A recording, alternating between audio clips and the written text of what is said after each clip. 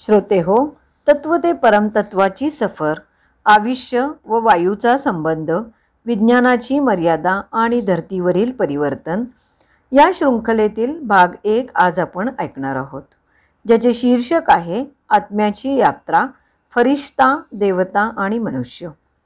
परमशांती. बापूजींच्या मराठी यूट्यूब चॅनलमध्ये आपल्या सर्वांचे मनपूर्वक स्वागत.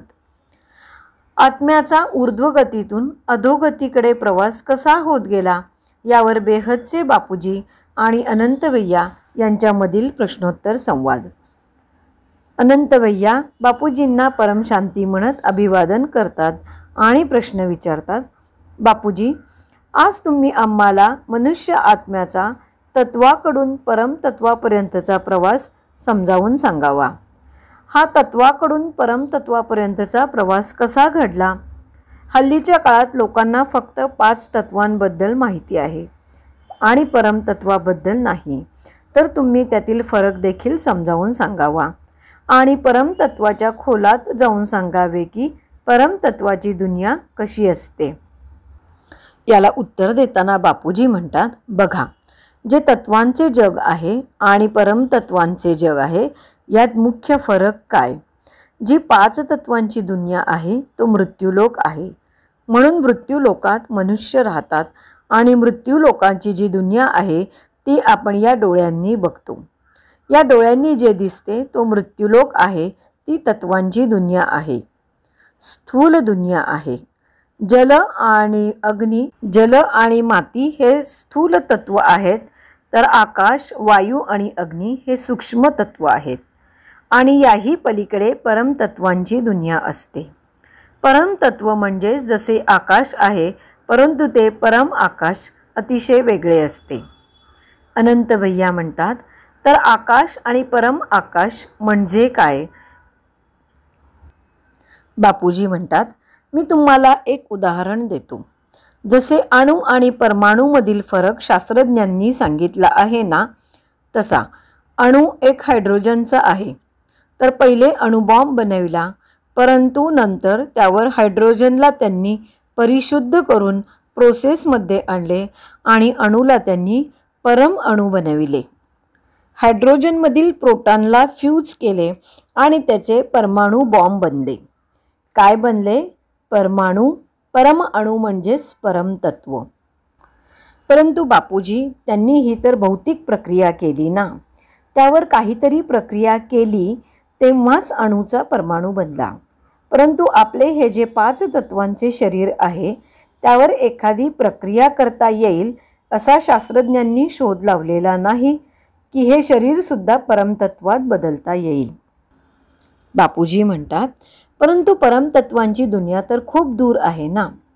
जसे आपले हिंदू शास्त्राच्या हिशोबानुसार तुम्ही ब्रह्मापुरीच्या वरती गेले, कोणताही आत्मा शरीर सोडल्यानंतर ब्रह्मापुरीतून वरती वैकुंठ लोक म्हणजेच विष्णुपुरी जात असतो, तर तेथे परमतत्वांची दुनिया आहे.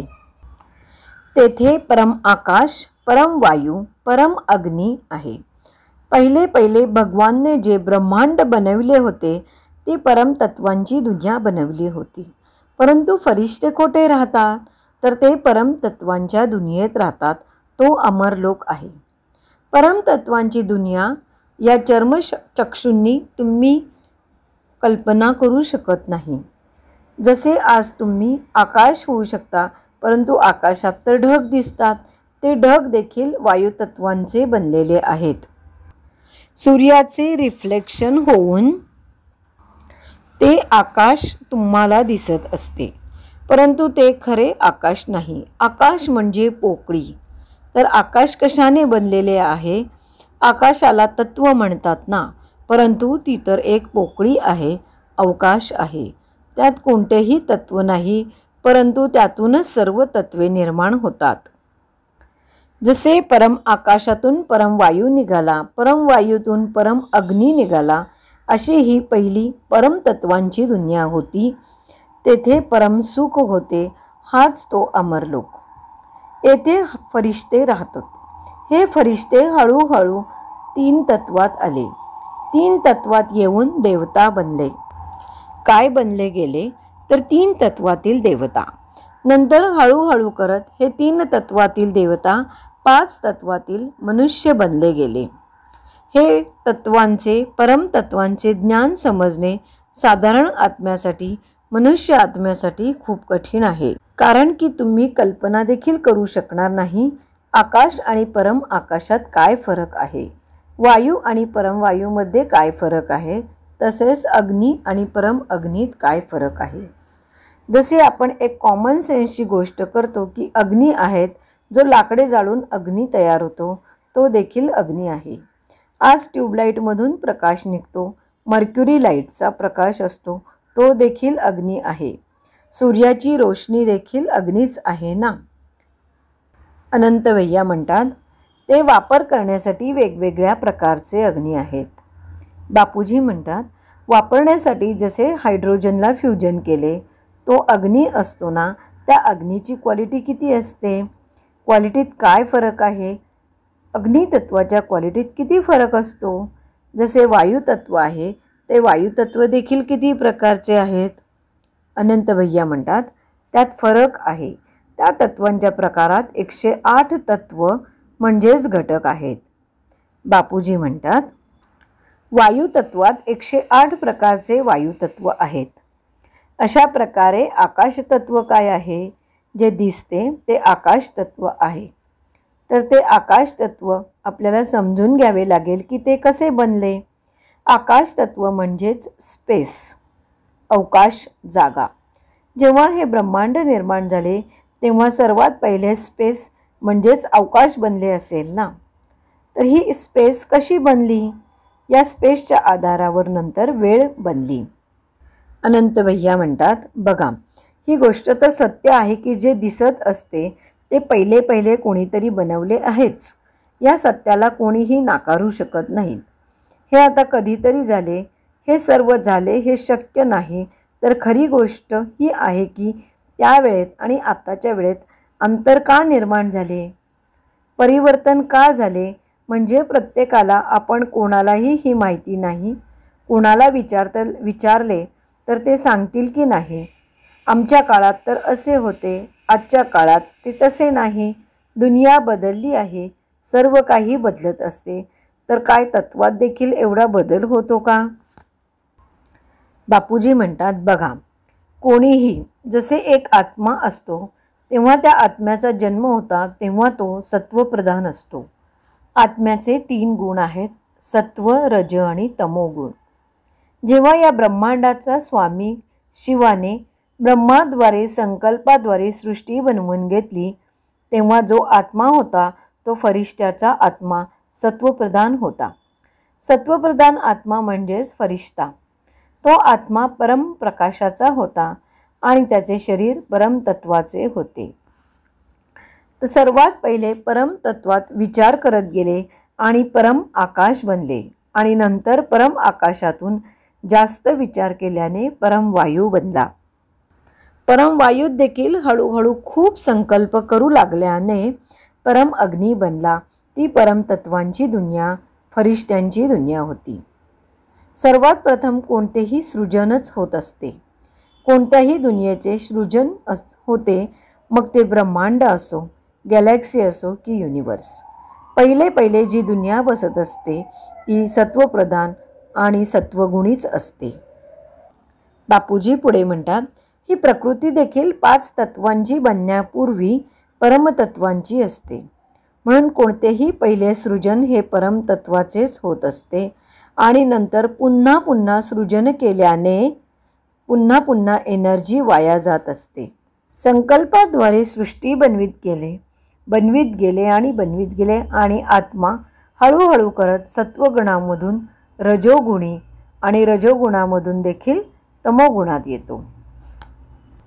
जेव्हा मनुष्य रजोगुणात येतो तर दुनिया देखील रजोगुणी बनते. दुनियेची स्टेज काय बनली तर रजोगुणी. पहिले तर सारी दुनिया सत्वगुणी होती. दुनियेचा आधार कोण आहे, कुणाच्या आधारावर तिचे वायुमंडल बनले. जसे हे परम वायू, परम अग्नी कुणाच्या संकल्पाने बनले, जे फरिश्ते बनले होते त्या फरिश्त्यांच्या संकल्पांनी. त्यांच्या संकल्पांनी परम आकाश, परम वायू आणि परम अग्नी बनले. ज्यांच्या आधारावर परमतत्वाची दुनिया बनते ते हळूहळू परमतत्वाच्या दुनियेतून पुन्हा पुन्हा मल्टिपल आत्मे निर्माण होत गेले आणि फरिश्तांपासून देवता बनले. हे देवता एवढे बेहिशोबी देवता बनले जातात की हळूहळू आत्म्याची एनर्जी सत्वमधून रज आणि रजमधून तमोमध्ये येत जाते. ही 3 तत्वांची दुनिया बनली आणि नंतर या 3 तत्वांच्या दुनियेतून 5 तत्वांची दुनिया बनली. नंतर माती आणि जलची दुनिया बनली. अशा प्रकारे हळूहळू तेच मनुष्य पशु बनले जात असतात. 84 लाख योनीत तेच जीव, तेच आत्मे जीव बनून भटकत राहतात. म्हणूनच आत्मा आणि परमात्म्यामध्ये काय फरक आहे? श्रोतेहो, आपण या शृंखलेत ऐकलेच की या प्रवास यात्रेत मनुष्य आत्म्याचे अधःपतन कसे झाले. आता आपल्याला पुन्हा ऊर्ध्वगतीकडे प्रवास करायचा आहे, ते सुद्धा बेहदच्या ज्ञानप्राप्तीने. उर्वरित ज्ञान आपण पुढील भाग 2 मध्ये ऐकणार आहोत. बेहदची परमशांती. श्रोतेहो, हा व्हिडिओ आपल्याला आवडला असल्यास लाईक, शेअर व कमेंट करायला विसरू नये. यातील उर्वरित ज्ञान आपण पुढच्या भागात बघणार आहोत. बेहदची परमशांती.